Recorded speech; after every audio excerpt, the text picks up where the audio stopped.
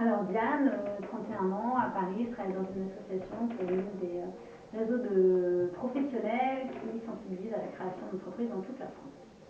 Alors moi c'est Rudy, 26 ans, donc également à Paris. Donc je travaille aussi dans un réseau d'accompagnement à la création d'entreprise, donc ça s'appelle l'Union des Couveuses. Et nous on est plutôt positionnés sur le test d'activité. Alors on est parti l'année dernière avec le FQJ pour découvrir toutes les actions qui étaient menées en termes de sensibilisation à la création d'entreprise à l'occasion du forum d'automne de la Fondation de l'entrepreneurship, puisque au Québec il y a une vraie politique de sensibilisation, de développement de la culture entrepreneuriale. Alors moi, l'objectif de ce voyage, c'était de découvrir d'autres méthodes, d'autres outils qui étaient utilisés dans une culture complètement différente, qui développent vraiment apparemment, enfin, on nous disait qu'ils développaient des méthodes assez originales et assez particulières, et surtout aussi de rencontrer des agents de sensibilisation à l'entrepreneuriat jeunesse, puisqu'on a un peu ce même type de modèle en France, et je voulais voir quelles étaient les différences et pour pouvoir adapter notamment le métier en France. Alors moi mon objectif c'était vraiment d'explorer l'existant en matière de sensibilisation à l'entrepreneuriat.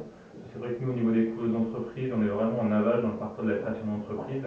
Ça m'a vraiment permis de découvrir les méthodes qui étaient mises en œuvre justement par les agents de sensibilisation à l'entrepreneuriat.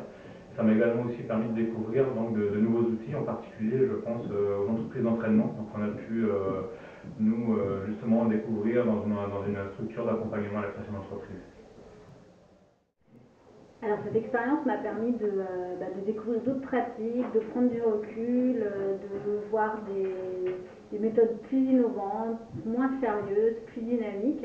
Je suis revenue en fait en France avec des idées plein la tête pour pouvoir les mettre en application auprès de ce qu'on a nous comme agent de sensibilisation en France. Alors pour moi, ce que je garde un peu de ce séjour, c'est déjà dans un premier temps les échanges qu'on a pu avoir avec les différents acteurs qu'on a rencontrés tout au long du séjour que nous avait organisé le FQJ.